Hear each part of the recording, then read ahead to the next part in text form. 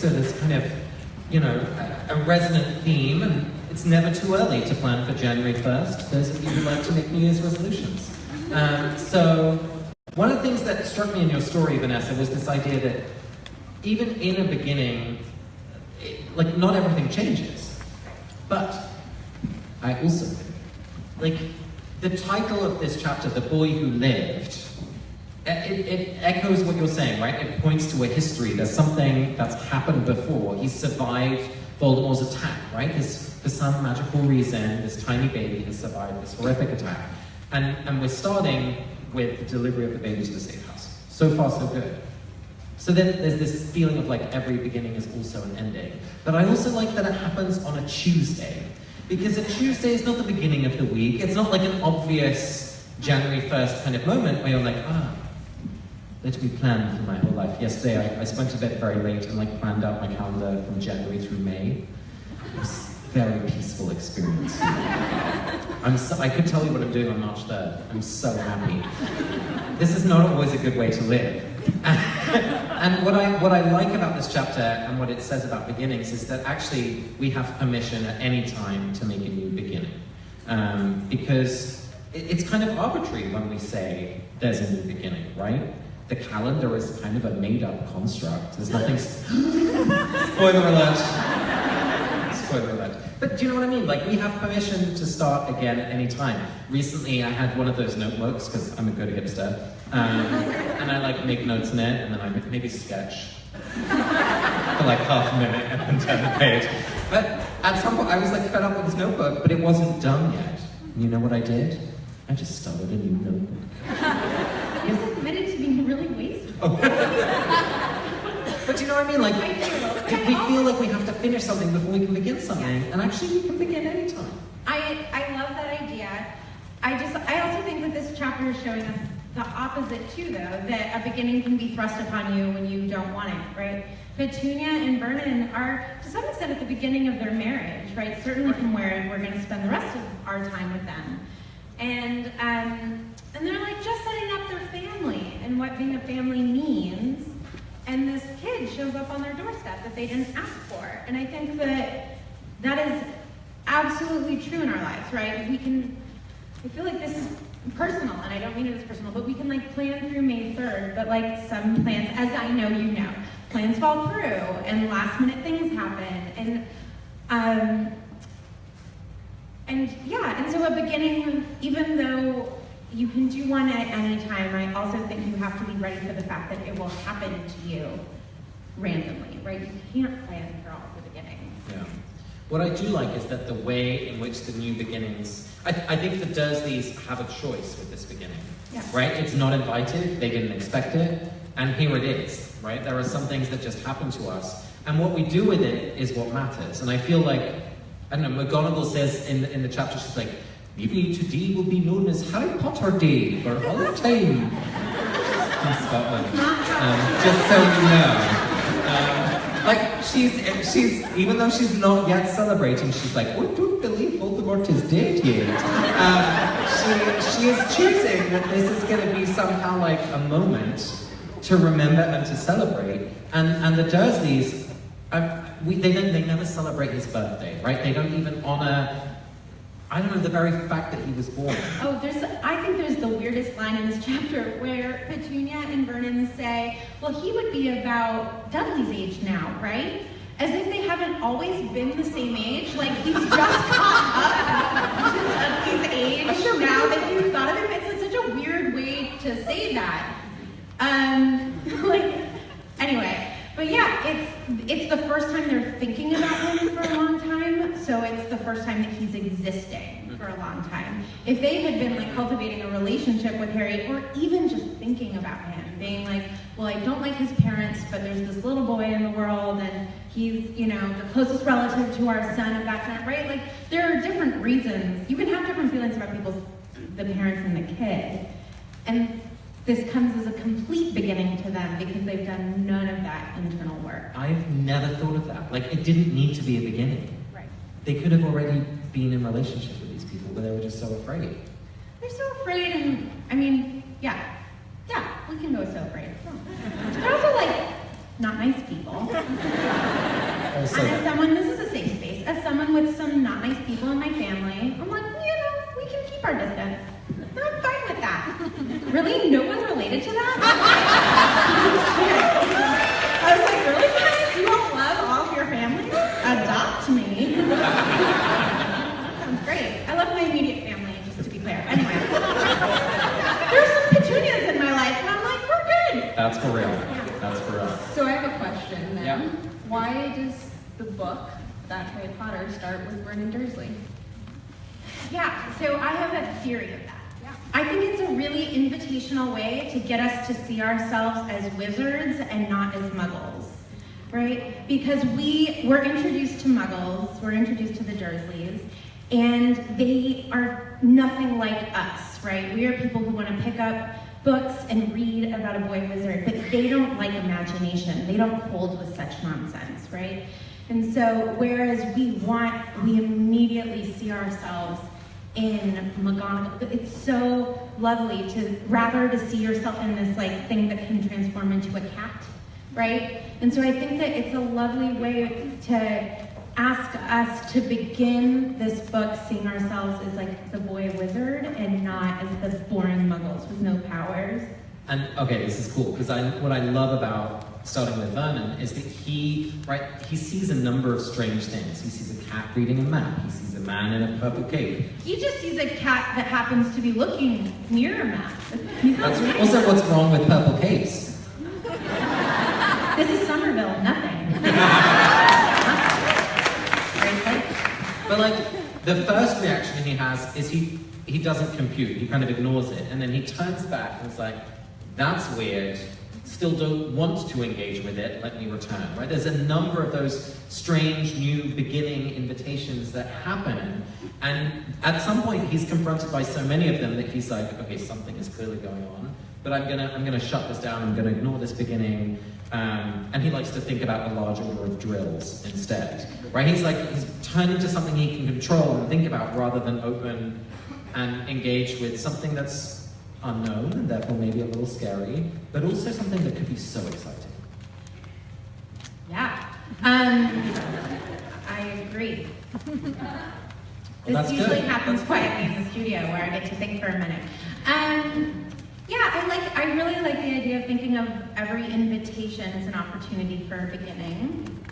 I usually, yeah, that's a nice way to think of an invitation. But it's also frightening, like the way he thinks about, he overhears the words Harry Potter, and he's like, oh, isn't that the name of our nephew? Although he doesn't use that word, interestingly. Right. My wife's sister's son. Right, that's interesting.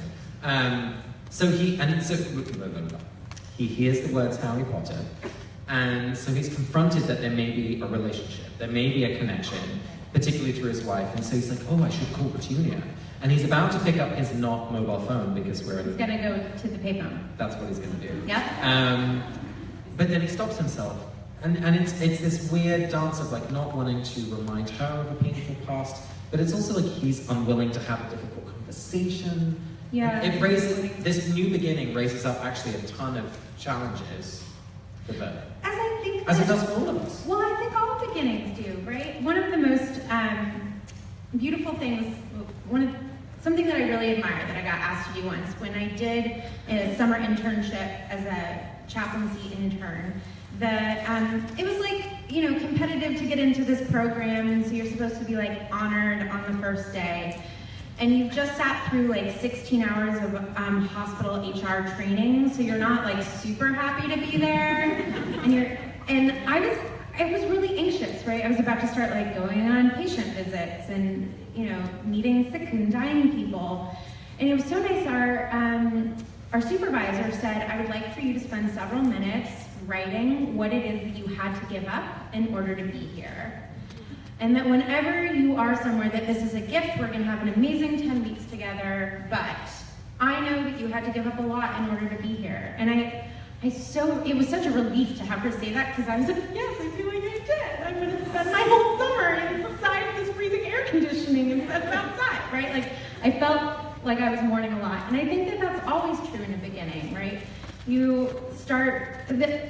There's like buyer's remorse with anything, right? You buy a car and you're like, was that the right card again, right? There's just a lot. I think beginnings are anxiety-provoking and scary. Okay, but here's the thing I love most about beginnings, which I think you touch on in like writing that down. In this chapter, we see like this flock of owls around the nation, right? It's on national TV news. There's these weird people with weird clothes. Like the two worlds of the Muggle world and the Wizarding world kind of touch each other briefly. And I think that's what happens every time there's a beginning. It's like the world as it is and the world as it could be, just gently touch for a moment. And it's like, do you embrace it? Do you step into it? Or do you let it go? Because they will go back. Right. And that's that's beautiful. Thanks. Yeah. Wow. Really feel appreciated. So I think that there's this question that we're kind of like walking around, which is a question of choice. Like how much it seemed like from your story, Vanessa, that your hypothesis was that you couldn't choose to change in that moment, that you were who you were, and we're kind of in this moment. The Dursleys they don't have a choice, they have to change. And I'm wondering, like, how much choice do we have when it comes to beginnings? And is it always that it's thrust upon us and then we begin something, or can we make that choice? I mean, I think both. I think that there are beginnings that we can choose, and that there are beginnings that are thrust upon us. I actually choose to have I work at a college and I'm Jewish, so my New Year is very much in the fall, right? I don't see January 31st. It's like the darkest, bleakest January 1st. December 31st / January 1st, thank you. I definitely don't see January 31st as my New Year. I don't. I know I'm weird in that. Thank you. Well, so that feels like a choice, like when I spend my time sort of mulling over things and the kind of person I want to be. But something that I love about the Jewish New Year and about Yom Kippur is that you acknowledge that you want to change and that you're going to way fall short of those changes. And that doesn't mean that we stop trying, and that doesn't mean that we don't change, but you can make all sorts of promises, and I think beginnings are great opportunities to promise to try, right? It's like, I'm gonna recommit to my promise to try now that, I'm in a new semester of school, now that I have a new crop of students, now that I am in a new relationship, a new friendship, but yeah, I think we are who we are, and we can try to work on ourselves, but we bring ourselves wherever we go, right? My vacations are not anxiety-free because I'm an anxious person in Paris, too. I don't have to suddenly, not become an anxious person. So, I don't know, what do you think? I love that point about the kind of ritualized nature of beginnings. I think that's kind of an old technology, the idea of a liturgical calendar, right? A calendar through the year with lots of moments, but each one is an invitation to reflect, or an invitation to look into your life and think, well, where is there a beginning that I might embrace? Because I think I think the perfect thing is if something that's thrust upon you, whether it's an illness or a new baby or the loss of a loved one or like a lot of homework, whatever scale, if we can think where the necessity and the choice meet together, then it's this beautiful thing. And the idea of choosing at the beginning can kind of shape the thrusting of the beginning. That came out very weird. That's right. But do you know what I mean? If you choose to see things that are put upon you as an invitation rather than as an oppression, it is easier if it is a lovely thing rather than a heinous thing, right? And actually McGonagall has to do that in this chapter. Yeah. Because, everyone's going wild about the excitement, Voldemort's been beaten, hooray, hooray, hooray. And she's very, very cautious of that. And so she doesn't embrace it straight away, but there's this thing that's been thrust upon her, and she's going straight. She knows what Dumbledore's going to do. She's like, I'm going to go straight to Privet Drive, and I'm going to sit there until I find out what I need to know in order for me to celebrate. She's mixing her choicefulness with the reality in a really cool way. Yeah, and it seems as though the Wizarding world is so ready for Voldemort's reign to end, and so ready for a new beginning, that they're even celebrating before they have all the information. They are just like, yep, he's gone. Great, let's party. Whereas McGonagall is like, I've heard of, and they don't even seem to be stopping and thinking about who was sacrificed in that process because they're so excited. And yeah, I feel like that was a conversation that we had a lot as a country when Osama bin Laden was killed, right? Some people were just out in the street celebrating, and some people were like, well, let's think about this in context, and right? And I feel like as a nation there was a dialogue around that, and we're seeing the complex reactions to Voldemort's reign ending here, where Hagrid is like in full mourning over Lily and James. We know that Sirius is off blaming himself, right? McGonagall is like, I'm a teacher and I will protect a child, whereas most of the wizarding world is out there celebrating. And I think that, that speaks to personal relationship also. The closer you are to something, how it changes your relationship to it. But yeah, we see a lot of different reactions to this new beginning. All I can think about is one word: impeachment. It's maybe too much too soon.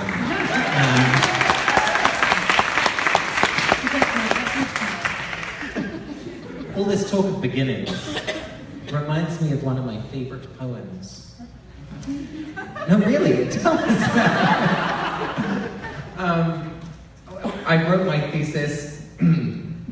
My thesis was an imagined conversation with John O'Donoghue, this fabulous Irish poet, and he was a Catholic priest and then fell in love and was like, bye church, hello lady. HBS is a more rigorous place than Casper treated it. It's true. I got away with that. It's not the norm. But there's this wonderful blessing that he has, a blessing for a new beginning, and I wanted to share just the last two stanzas of it, because as we're reflecting on beginnings, and maybe there's something in your head you're like, that feels like a little beginning, I thought I would read this for you. Though your destination is not yet clear, you can trust the promise of this opening. Unfurl yourself into the grace of beginning that is one with your life's desire. Awaken your spirit to adventure, hold nothing back, learn to find ease in risk. Soon you will be home in a new rhythm, for your soul senses the world that awaits you. Isn't that nice? Thank you, Casper.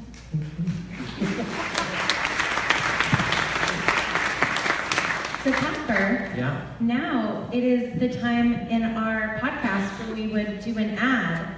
And just to give everyone the full experience, we thought we would do one tonight too. So, do you know who our sponsor is tonight? Who are we sponsored by tonight, Vanessa? Well, here's a question for you. Are you a witch or wizard who's looking for love?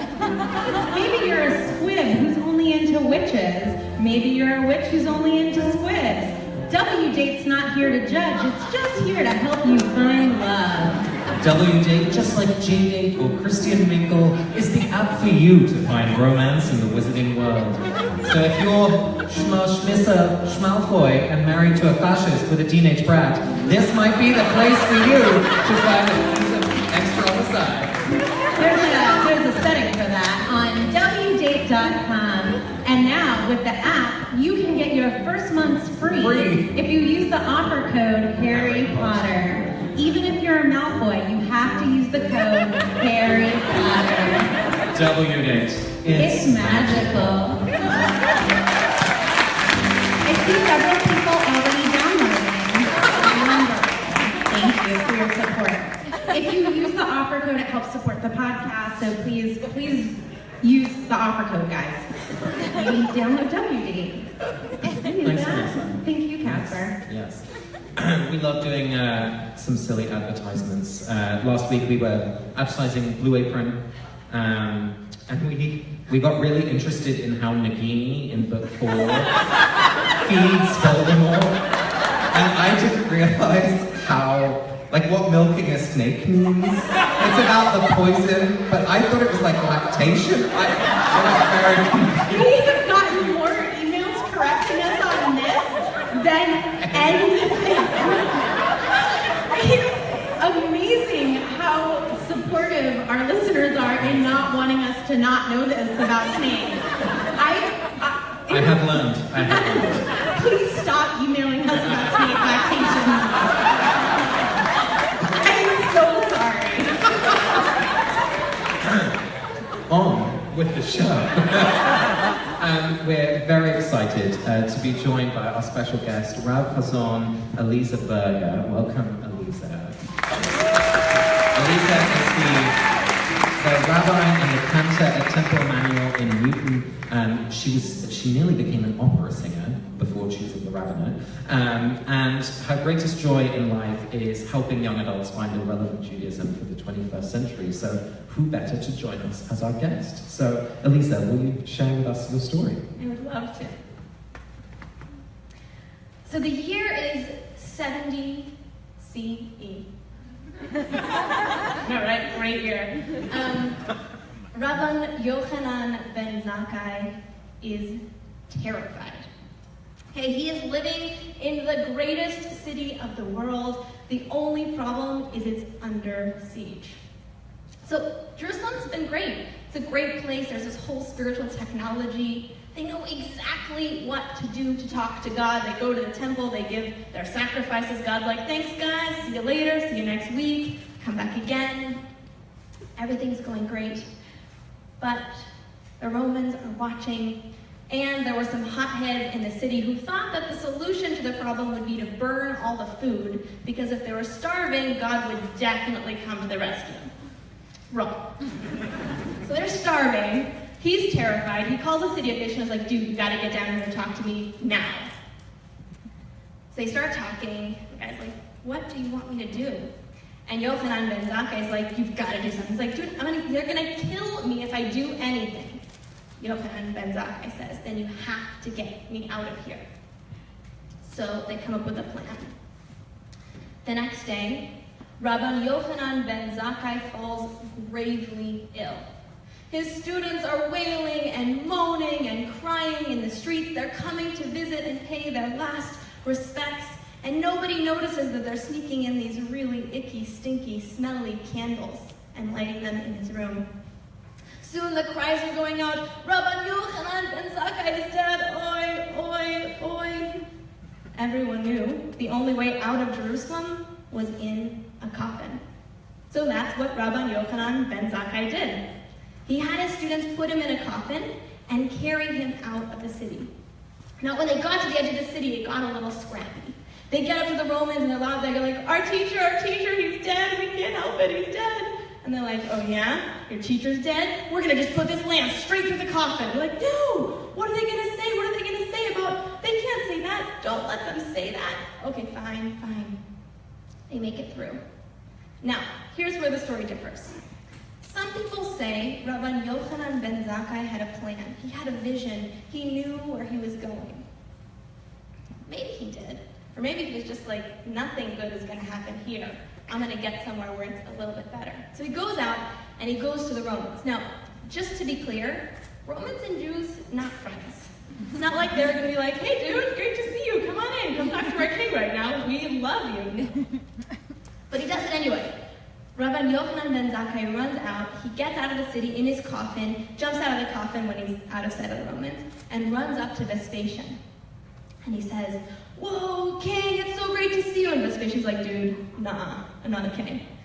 And he's like, well, you're gonna be the king. He's like, I'm not a king. And if I was a king, you should have come see me a week ago. And he was like, dude, there was this whole siege thing going on, couldn't get out of the city, but you're gonna be the king. Vespasian's not having it. His guards are running up to grab Yochanan ben Zakkai and take him away. And just then, a messenger runs in and says, Vespasian, the emperor is dead. You're gonna be the king. It's like, cool. So he says, Yochanan ben Zakkai, I will grant you one wish. Rabban Yochanan ben Zakkai made the request for the city, or I should say the summer camp, of Yavneh. He wanted to have a place for learning, a place for teachers. He asked for the teachers of his generation. And even though they lost their whole spiritual technology, even though they lost every way they knew how to be Jewish, he wanted to have a place to start writing down what they had once upon a time.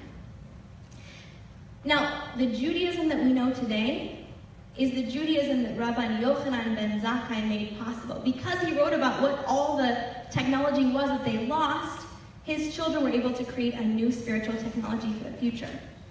Here's where Harry Potter comes in. Harry Potter is smuggled out of Jerusalem in a coffin, so to speak.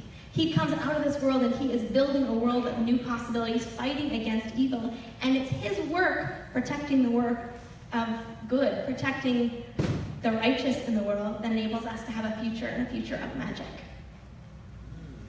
Thank you.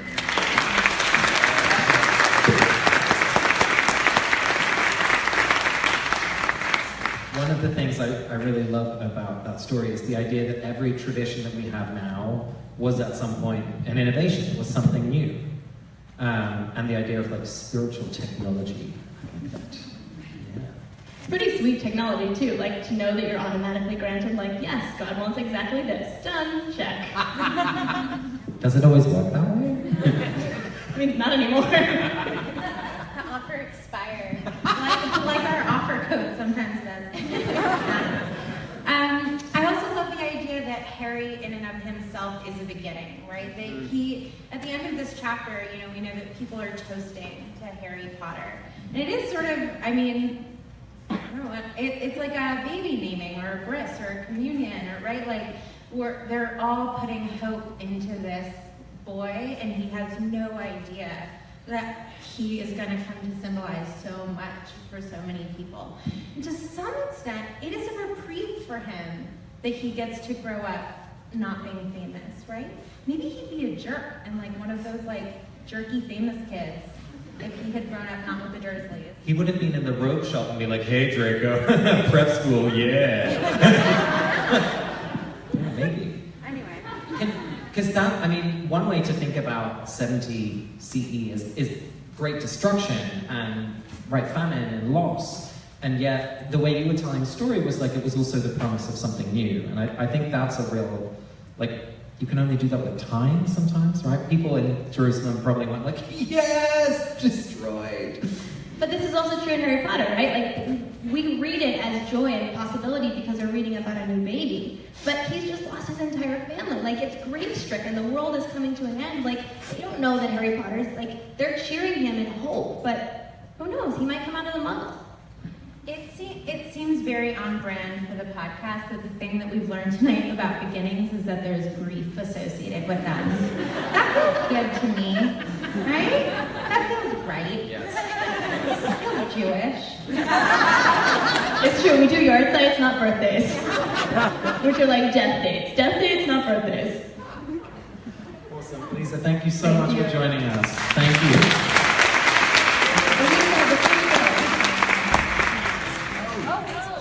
Lisa, return to us in a coffin. We'll hide you. Come back. I'm so glad you're still here. We're soon to do the spiritual practice of Pardes. And since you were It's your job. probably more of an authority than I don't know, we're wondering if you can impart any wisdom for us about Pardes. Any advice before we embark on the journey together? So here's my advice about Pardes. You guys know, you're going to explain the technology of Pardes. It's a great system for reading, but I think the trick to doing spiritual reading is to check in with your heart. That the biggest thing you can do is just check in with where you are and where your feelings are, because Pardes is a creative, it's not really reading, it's actually feeling with your heart. So if you are like sitting there angry or upset or hurt, your Pardes stuff's going to go, but if you are connected and you're thinking from your, whatever you're going to connect into, whether it's God, whether it's spirituality, it makes it work. And my Rebbe used to say, this podcast is being monitored for quality control. And so just know that this is being monitored for quality control, and check into that quality control. That's the secret to Pardes. I like that. Thank you, Lisa. Like a little check-in. Okay. All right. Well, as you walked in on your seats, you may have seen a pen, and I hope a little piece of paper, perhaps. Did someone find a piece of paper on their seat? It's in the book. It's in the book. As is so much wisdom, dear friends. Yes. We're going to invite you to just reflect, as Elise was saying, like just kind of check in with your heart. Where are you at on this theme of beginnings? Is there maybe a kind of little pull that you're feeling, a beginning that you're being invited to? Or maybe, it's a beginning that you're being forced into, whether you want to or not. And we're just going to give you a few moments of quiet to think about that, reflect on it, and make any notes that you may want to. And for those of you who feel so inclined, there is a great wall of beginnings over there. And for those of you who want to share, you can kind of stick it on to the great wall at the end, and you'll see a kind of collage of beginnings. You're also welcome to just take it home. And so we invite, but this is an opportunity to push yourself and wonder if there's something that you want to begin to. If there's something that I've always wanted to try to be kinder, I've always wanted to try to be more patient. This is an opportunity for you to really think about what it is that you want to begin. It's a Wednesday night, not a Tuesday, but Wednesday counts too. it's a good day to begin things. So we'll give you a couple of minutes and be back soon.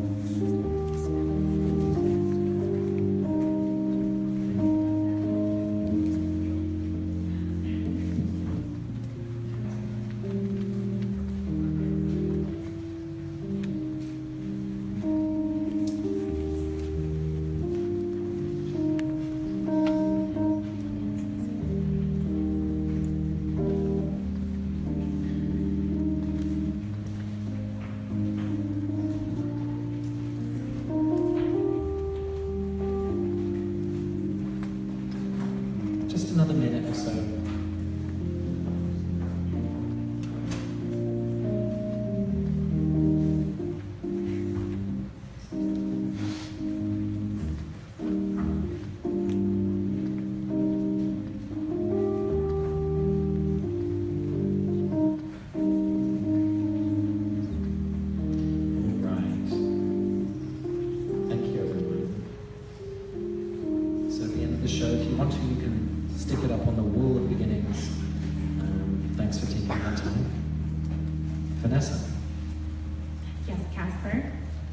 So now is time for our spiritual practice. So tonight we are going to, I know I was expecting spiritual practice music next. Yeah. Thank you. When you're aggressive, it really sets the tone. Nick, give me my spiritual practice music. Okay, I'm gonna take a moment. So tonight, as we talked about, we are going to do Pardes. And Pardes is a 4-stage Jewish reading practice. And in Judaism, because everything has to mean at least 9 million things, one of the things that Pardes means is orchard, which I just love the idea. So as you're doing a reading, imagine that whatever it is that we're going to be reading together, there's just endless amounts of fruit that you can be grabbing and learning from as we go through this process. And so the first thing that we have to do before we jump into the sacred reading practice of Pardes is we have to pick what passage we are going to look at. Casper, will you please do this? I will need some audience participation. This chapter in my edition starts on page 7 and goes through to page 18. So let me have a look. Could the person in the green t-shirt, yes, you. Could you give me a number between 7 and 18? 11, and so it shall be. 1, 2, 3. You should let them volunteer because they're going to think that we place people. Oh, that's true. That defeated the whole purpose. No, it's fine. Can you confirm we do not know each other? This is not going to help, is it? No. All right, the next person will be Brandon. Who's going to volunteer? You choose. You need to choose, let's say, I think there's about 12 paragraphs on here. Which number? 7. 1, 2, 3, 4, 5, 6, 7. Okay, here is the sentence. Mrs. Dursley sipped her tea through pursed lips. Can you read it one more time for us, please? Mrs. Dursley sipped her tea through pursed lips. Okay. So thank you to our volunteers and to you, Casper. So the first stage of Pardes is the P, which is Peshat is what it stands for. And for the Peshat stage, we are asking ourselves what the literal intended meaning is of the sentence. So what do we assume the author or wanted us to get out of the sentence? Casper, can you just read it one more time? Mrs. Dursley sipped her tea through pursed lips. So what would you say the intended meaning of that sentence is? Well, we've just seen Vernon say funny stuff on the news. Owls, shooting stars. And there are a lot of funny people in town today. And Mrs. Dursley's like, so? And then he says, well, I just thought maybe it was something to do with, you know, her lot. And so he's raising what's already been a difficult conversation, clearly, over the years that they've been together. And so she doesn't answer, which is clearly, it's, my husband is here this evening, so I want to be careful about, but you know, like, when you know someone really well, and they're doing something that is totally innocuous, but like, you see the layers of meaning. So I feel like that's what's happening right here, is like, she's just like, and then it's like, back down, back down. That's what I'm getting. No, I think that's exactly. Not that that would ever happen to us, darling. Well, okay, this is step 2. Actually, I think this is step 1. I think this is in the intended meaning. You're also getting a sense that they can read each other's body language. Yes, very much. And I think that that's a sign of love, Sean and Casper. If you guys can tell each other like how you're feeling just by the way that you sipped tea, right? That shows an intimacy between the two of them. It's true. That exists, right? So we're learning about their relationship. We're learning that it's probably England because she's sipping tea, right? She's not like chugging a latte. Anyway, okay, so step 2. Step 2 is Remes. And so Remes is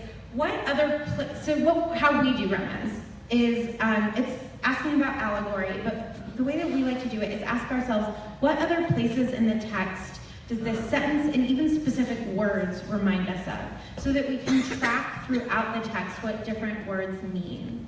And I know, I have a word. Do you have a word? Yeah. Go, what word do you want to Let me read it one more time. Yeah. Mrs. Dursley sipped her tea through pursed lips.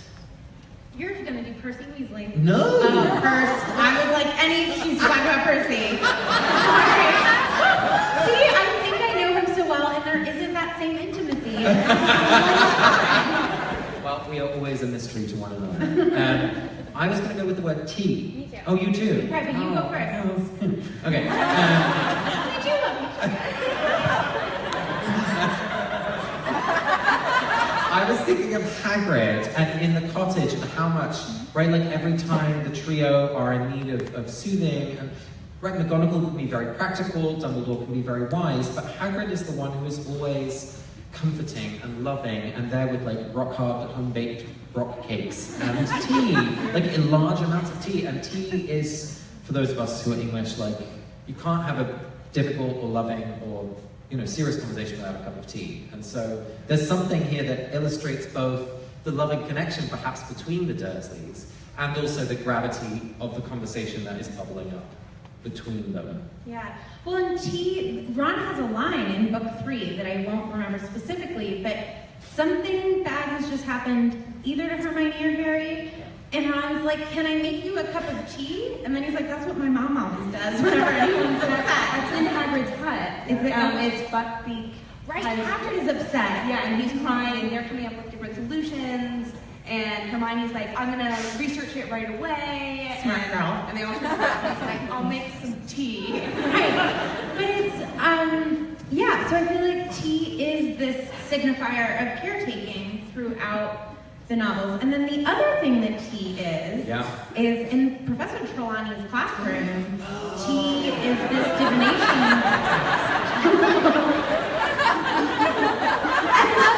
Yeah, I know, I'm really good at that.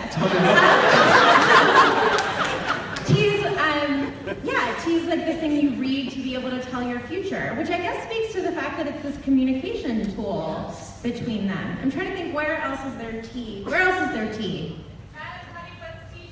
Yes! Oh my god! Is that where Cho and Harry go on the awkward date? Yeah! Oh my god, so many tea cannot solve every problem.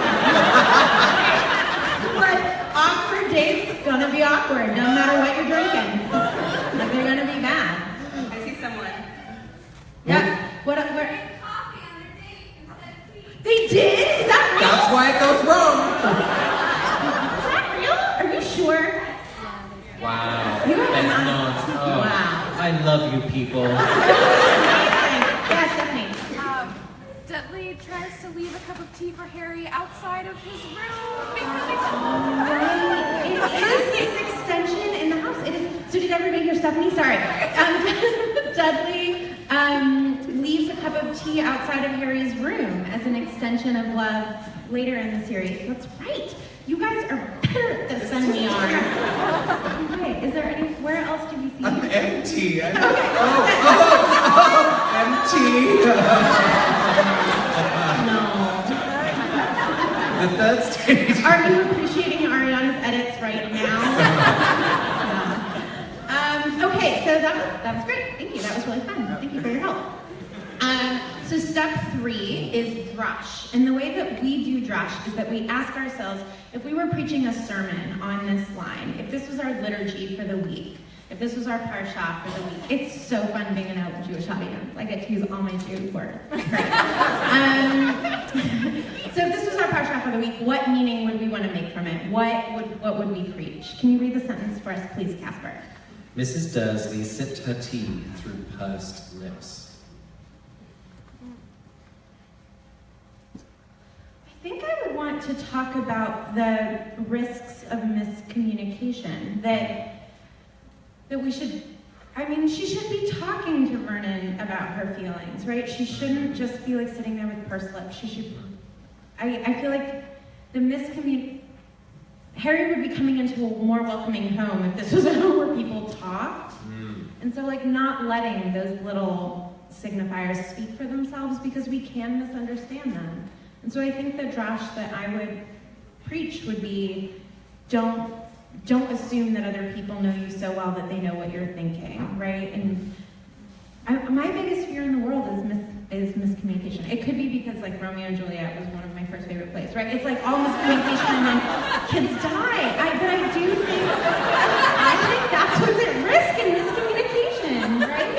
I think a lot of war is miscommunication and not giving people the benefit of the doubt. So that, I think, would be my Derash. What about you? This time when I read it, the word sipped really stood out for me. And I don't know, there was something about like the way you drink your tea, like I'm a gulper, like, right? I don't wait until it's cool and then I'm like, like, No, he actually, if I pour him his tea before the water has boiled, he's like, can you put it back and It make sure needs to it's boil. boiling? And then he chugs it, which I don't know how you still have like a throat. Anyway. it's just a big like tube. But I feel like that says something about what we've touched on before of how the Dursleys are engaging life, right? I feel like they're sipping the whole time. It's like a little bit, and it's like frightening, and like that's how I feel like they're approaching life. And I'm like, no, Sip my like tea. power pose, people, welcome life. That's how I want Vernon to stand outside his front door and just be like, yes, drills and everything else. Like, that's how I want him to live. That's what I would preach to him. We should live loudly. Take big gulps. Big gulps of life. Don't sip life, gulp it. Yes. Because it's delicious. That's why I am not in a church. I feel like it just makes so clear the difference between you and me. I'm like, kids die, and you're like, love life. And there we are. Teamwork. It's so real. So the last step in Pardes is the scary one. It's sod, which means secret. And the idea is that any place in a text can teach you something and can hold a secret for us. And so what you're supposed to do is meditate on the text, and sometimes the secret comes, and just for expectations management, sometimes the secret doesn't. But we are going to ask Nick to play some music after Casper reads it one more time, and we're all just going to take a minute and see if some sort of lesson or secret reveals itself to us. So, Casper. Mrs. Dursley sipped her tea through pursed lips.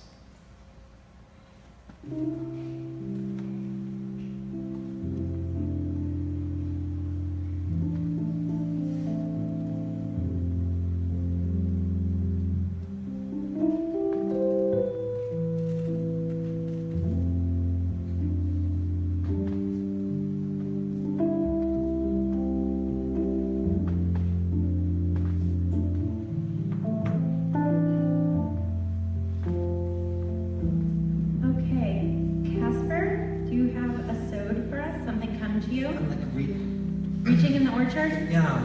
It's like this, She's sipping the tea through pursed lips. There is a physical embodiment of how she's engaging the world around her. And we were just in the studio today recording the Goblet of Fire, book 4, and when the Weasleys arrive to pick up Harry, right? You remember that scene where they kind of blast through the chimney? And the first thing does is Petunia jumps onto Dudley to protect him. And the whole of this book is made possible, the whole of the series is made possible because Lily dies to protect her son. And we see Petunia being willing to do the same for Dudley in that moment. And here she is, like, everything happens in our bodies. I guess that's the so that I'm trying to point to is, you know, whether it's pain or whether it's joy, like it lives in this. Like Harry's scar. Yes!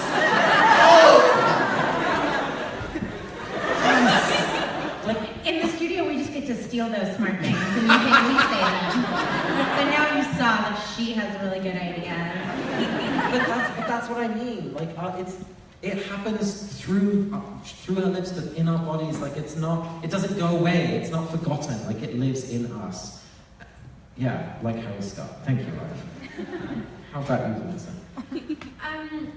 So the thing that I felt come to me was how sad Petunia must be.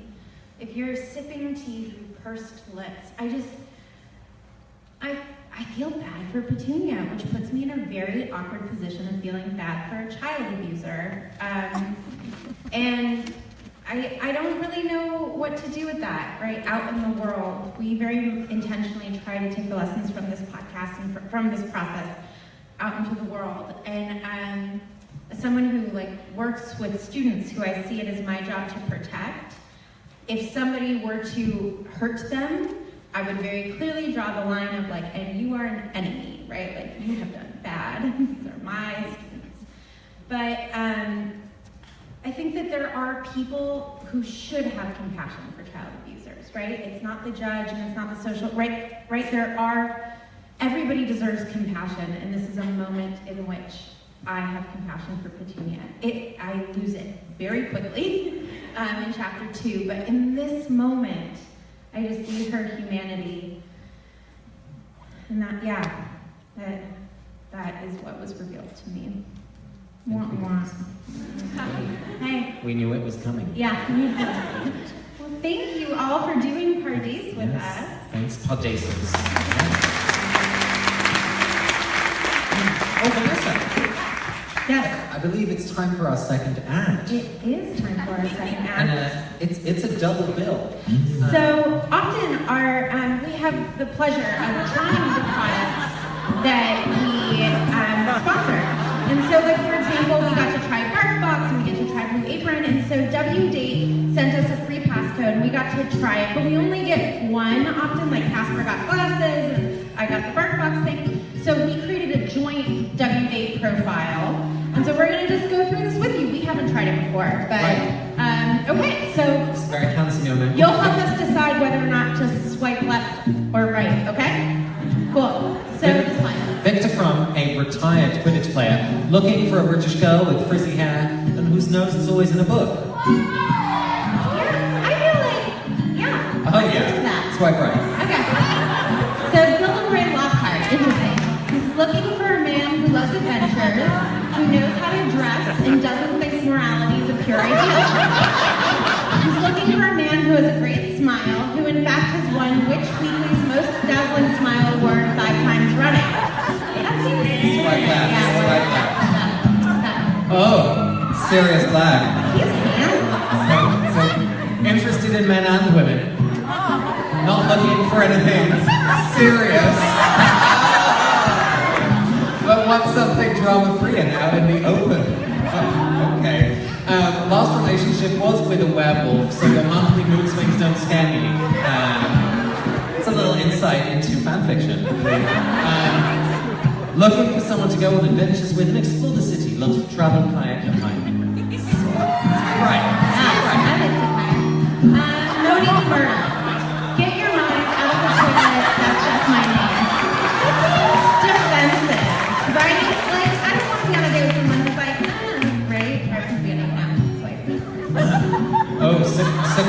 Cadigan? Cadogan. I seek a comely lass to rescue from dragons. Likes relaxing in still lives, romantic picnics and landscapes, and dislikes dastardly rows and falling off my horse. So don't judge me. I'm into the outfit. We're a King Positive place. So, Sybil Trelawney. Okay, interesting. We will meet on September 15th on a dark night. Mercury will be rising, and although we will first disdain each other, the love will come. This is optimistic. You will have great taste in scars. And then you will die tragically by falling around the night bus. I will miss you and mourn you all my life. No. Shut it down. Oh. I love the word. He is happily married, looking for some adventure on the side. Okay, he's looking for a man happily married himself, half English, half Dutch, hates dogs, hates gardening, loves RuPaul's Drag Race, terrible 30-second recaps. Gotta say yes. Gotta say yes. Good enough. Pretty Thank you, everyone. good. Sean, it was a joke. Yeah, it's not real. I love you. Just before we move on, we have one announcement, which is we are going to finish the show, and then there will be something after from CJP, a message from CJP after. So even when we leave, we ask you to stay in your seats for just a moment after that. So I just want to, before I forget, sorry. I believe you can vote for which house you're in, just to prepare yourselves. I know that awakes internal dialogues for some of us. It's very difficult. But it is time, we're coming to the end of the show, it is time for us to offer a blessing for someone in the text. And we want to invite you to maybe turn to the person who you met earlier to share a blessing that you want to give. Maybe someone in this chapter, or in the whole book series, someone who maybe you want to give some words of recognition, admiration, and love to. Vanessa, do you have someone you want to bless? Yes. Do we want to Let's take some time to think about it. Let people talk about their blessings and we'll come back to ours. Great. It's so good to do this as a team, you guys. So yes, why don't you turn to somebody, and who is somebody, turn to a neighbor, and ask yourselves who is somebody in the books or in this chapter who you want to honor something wonderful about them. And just take a few minutes and talk amongst yourselves.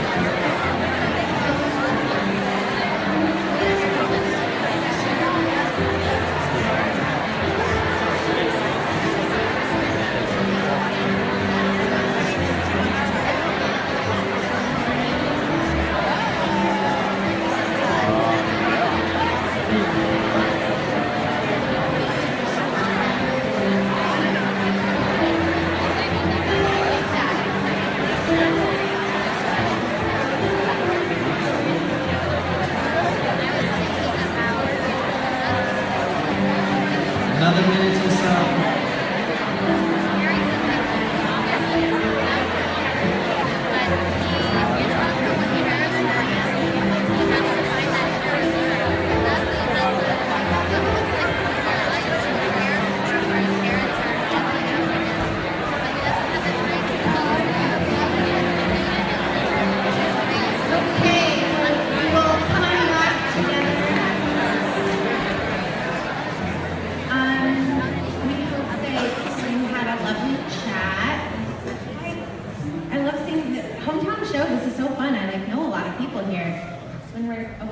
It's just strangers. Anyway, I like strangers too. Okay, Ariana, would you like to bless somebody? I would like to bless somebody. I'd like Jim, the weatherman. He says, That is an obscure blessing. viewers as far apart as Kent, Yorkshire, and Dundee have been phoning in to tell me that instead of the rain I promised yesterday, they've had a downpour of shooting stars. And then he says, but I can promise a wet night tonight.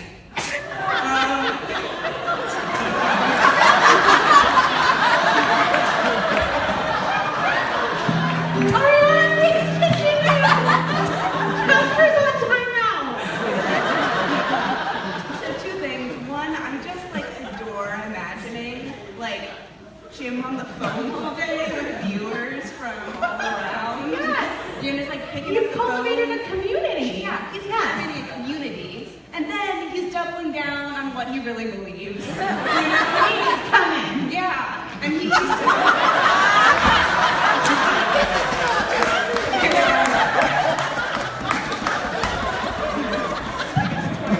You need to shut this down. Thank you, Aria.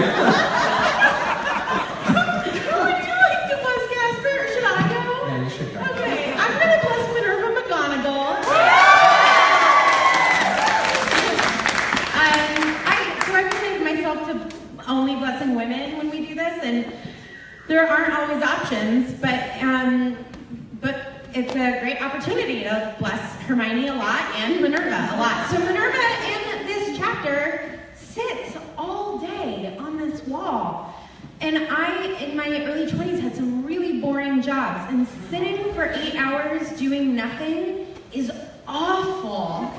And she just has such focus.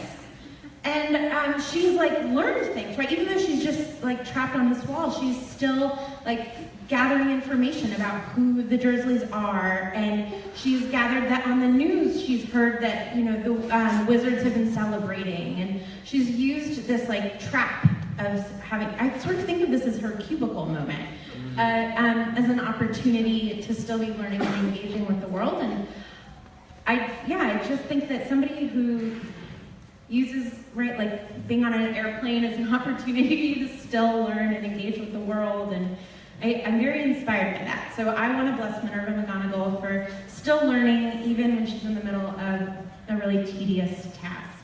So that is my blessing. Thank you. I don't get applause in the studio. So Casper, whom would you like to bless? I would like to bless Hagrid. Just that idea of Petunia drinking through pursed lips, I feel like Hagrid is someone who lives with just an open heart, foolishly sometimes, but beautifully always. And I love that he's not afraid to cry. And I love that he's a man who's not afraid to cry. So I want to bless him for that.